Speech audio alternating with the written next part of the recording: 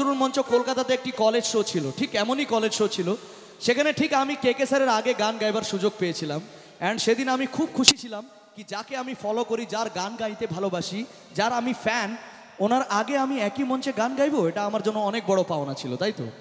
আমি যখন আমার অনুষ্ঠানটা করলাম, তারপরে গ্রিন রুমে গেলাম। গ্রিন রুমে যাওয়ার পরে কে স্যার বসেছিলেন, ওনার পা ধরে আমি প্রণাম করেছি, ওনার সাথে হ্যান্ডশেক করেছি। উনি আমাকে একবার হলেও হাগ করেছেন। আমার একটি নতুন গিটারে ওনার অটোগ্রাফ নিতে পেরেছি।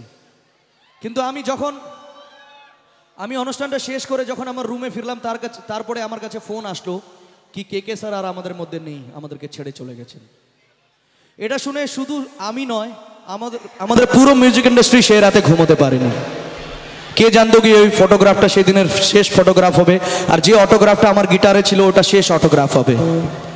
এটা শুনে শুধু আমি নয়, আমাদের পুরো মিউজিক ইন্ডাস্ট্রি সেই রাতে হয়তো ঘুমোতে পারেনি। কিন্তু আমার মনে একটি বিশ্বাস, কে স্যার এই সংসারটা ছেড়ে চলে গেছেন, কিন্তু আমাদের মনের ভিতর থেকে কোনোদিন যেতে পারবে না। যেতে পারবে কি?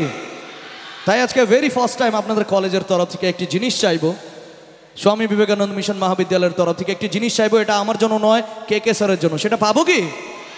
হ্যাঁ কি না জোরে বলতে হবে, পাবো? সে জিনিসটা হলো, সে জিনিসটা হলো জরা সি দিল মে দে জগা তু, जरा सा अपना ले बना, जरा सा ख्वाबों में सजा तू, जरा सा यादों में बसा, मैं चाहूं तुझको मेरी जान बेपना, फिदा हूं तुझ पे मेरी जान बेपना।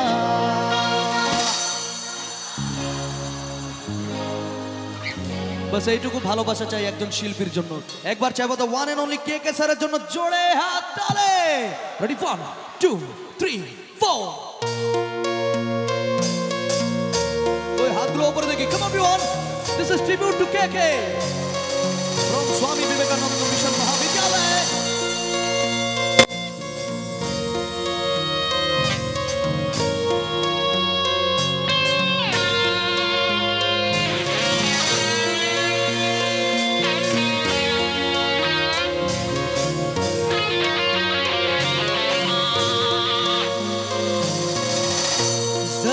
दिल में दे जगह तू, जरा सा अपना ले बना, जरा सा ख्वाबों में सजा तू, जरा सा यादों में बसा,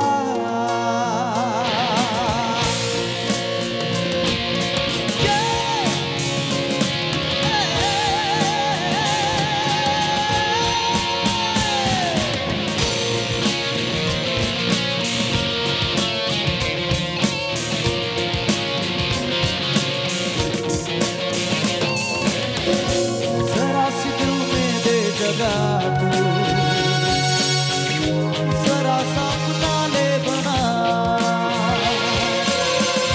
जरा सा ख्वाबों में सजा तू, जरा सा यादों में बसा, मैं चाहूं तुझको मेरी जान बेपना, फिदा हूं तुझ पे